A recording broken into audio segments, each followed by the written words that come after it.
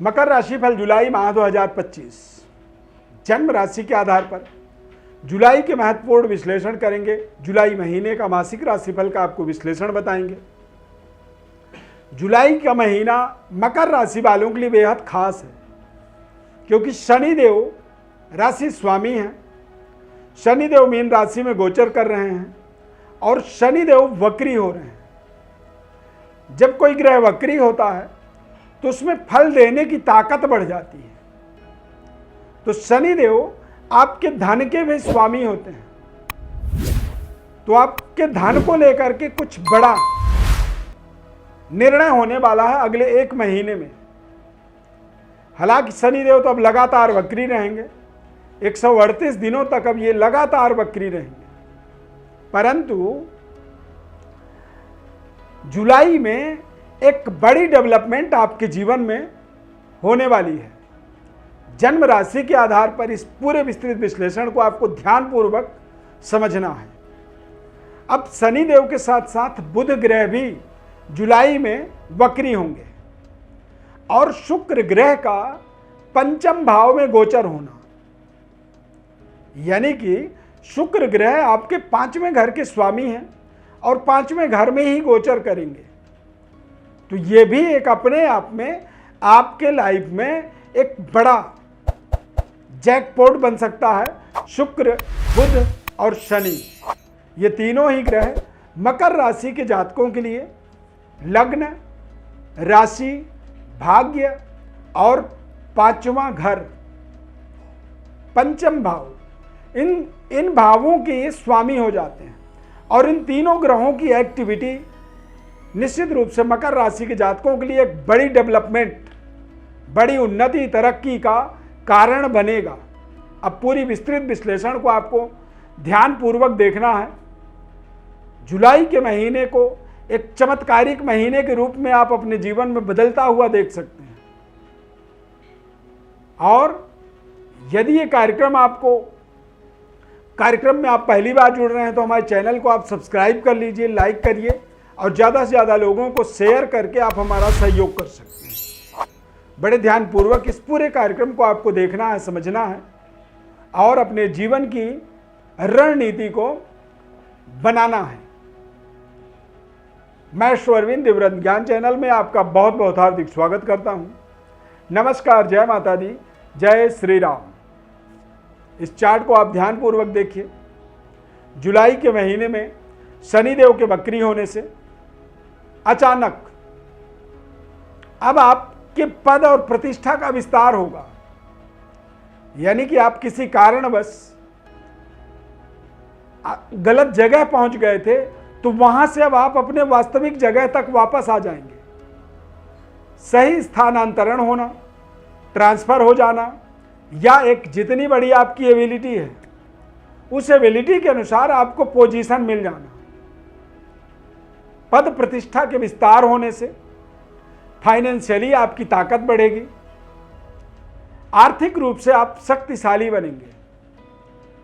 जब व्यक्ति के जीवन में धन की उपलब्धता मजबूत होती है, धन का ग्राफ बढ़ता है, तो धन बढ़ते हुए ग्राफ के अंदर पूरे परिवार का वातावरण बड़ा संतुलित होता है। धन एक ऐसा माध्यम होता है, जब आर्थिक स्थिति बेहतर होती है तो पारिवारिक वातावरण बेहतर बना रहता है, क्योंकि परिवार की जरूरतें पूरी होती हैं। परिवार के अंदर कुछ बेहतर रहन सहन, सुख सुविधाओं की जो फैसिलिटीज होती हैं वो अपने आप बढ़ती चली जाती हैं, जिससे पारिवारिक वातावरण बेहतर होता है। शनिदेव मकर राशि वाले जातकों के 3य भाव में गोचर कर रहे हैं। 3य भाव के अंदर जब शनि, मंगल, राहु ग्रह जैसे महत्वपूर्ण ग्रह गोचर करते हैं तो ये राजयोग बनाते हैं। अब राजयोग का मतलब होता है कि कुछ अचानक जीवन में ऐसी बड़ी डेवलपमेंट होता है, जिस डेवलपमेंट के माध्यम से व्यक्ति का आमदनी मजबूत होता है, पद प्रतिष्ठा बेहतर होता है और आपसे तमाम लोग अपेक्षित रहते हैं। तमाम लोग आपसे जुड़ना पसंद करते हैं। सेहत स्वास्थ्य की बात करें तो बेहद शानदार रहेगा। शनिदेव के वक्री होने से खान पान और आपको केवल अपने जीवन में अपनी रूटीन दिनचर्या को मजबूत बनाने की कोशिश करनी है। समय से सोना और जगना ये आपका एक बड़ा कर्तव्य बन जाता है जो आपको स्वस्थ तंदुरुस्त रखेगा। कारोबार व्यापार के दृष्टिकोण से देखेंगे तो भाग्य के स्वामी बुध कर्क राशि में गोचर करेंगे और वो भी 18 जुलाई के बाद ये वक्री होंगे। तो भाग्य का स्वामी जब केंद्र में गोचर करता है तो ऐसे समय में व्यक्ति को भाग्य का पूरा पूरा साथ मिलता है। शुक्र ग्रह के ऊपर शनिदेव की तीसरी दृष्टि पड़ेगी। शुक्र ग्रह की दृष्टि आपके लाभस्थ गोचर करेगा, लाभ में होगा। और लाभ में शुक्र ग्रह के गोचर होने का मतलब होता है कि या तो आपको आपके जीवन में संतान की प्राप्ति होना, बच्चे आपके एडल्ट हैं, बड़े हैं तो बच्चों के भाग्य का उदय हो जाना, या फिर आप किसी महत्वपूर्ण एग्जाम्स, महत्वपूर्ण इंटरव्यू को क्रैक करना चाहते हैं तो उसमें भी शुक्र के पंचम भाव में गोचर होने से आपको सफलता मिलेगी। बेहतर प्रमोशन और बेहतर अपनी दावेदारी को साबित करने के लिए आपको जिन परीक्षाओं को देना होगा आप उस परीक्षा को दे पाएंगे और आप उस परीक्षा में अवश्य 100% पास होंगे। यानी कि जब आप पास होंगे तो आपकी प्रमोशन होगा या फिर आपके पद और प्रतिष्ठा का विस्तार होगा जिससे आपकी आमदनी बढ़ेगी।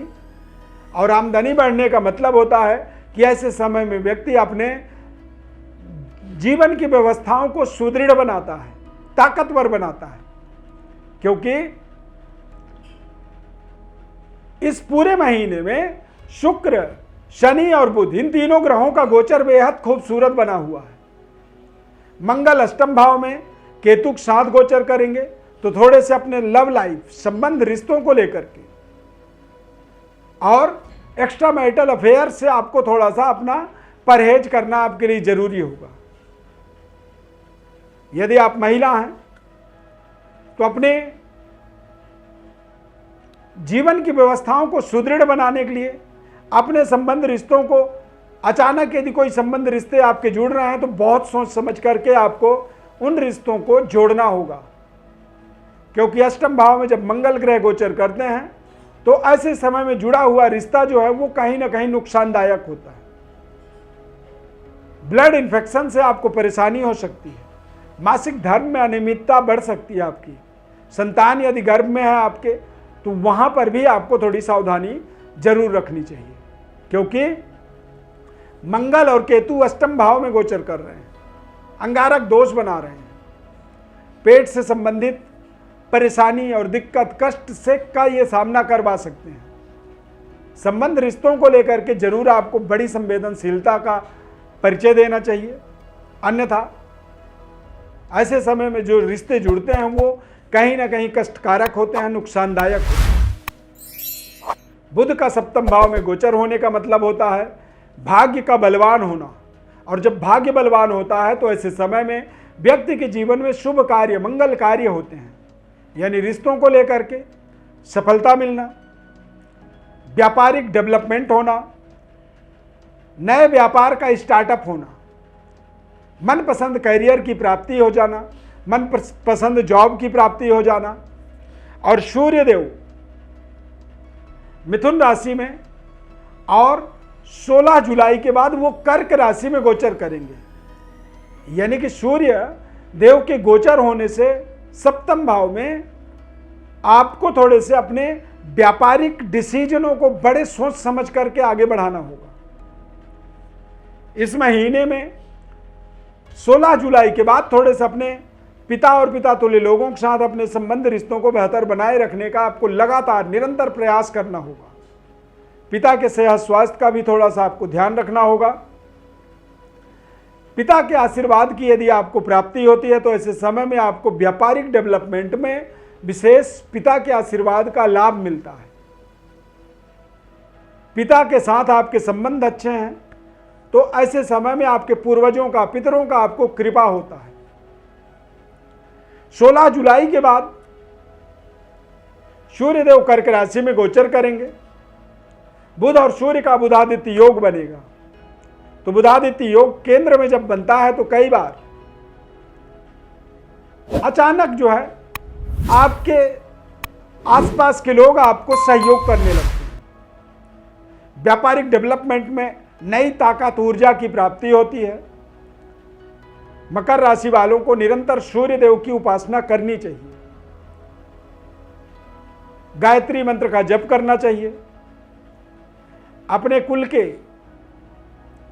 जो नियम संयम होते हैं उनका पालन करना चाहिए और अपने पितरों को प्रसन्न रखने का आपको सदैव प्रयत्न करना चाहिए। पिता की आशीर्वाद ही मकर राशि के जातकों के जीवन में एक सबसे बड़ा वरदान होता है, ब्रह्मास्त्र होता है।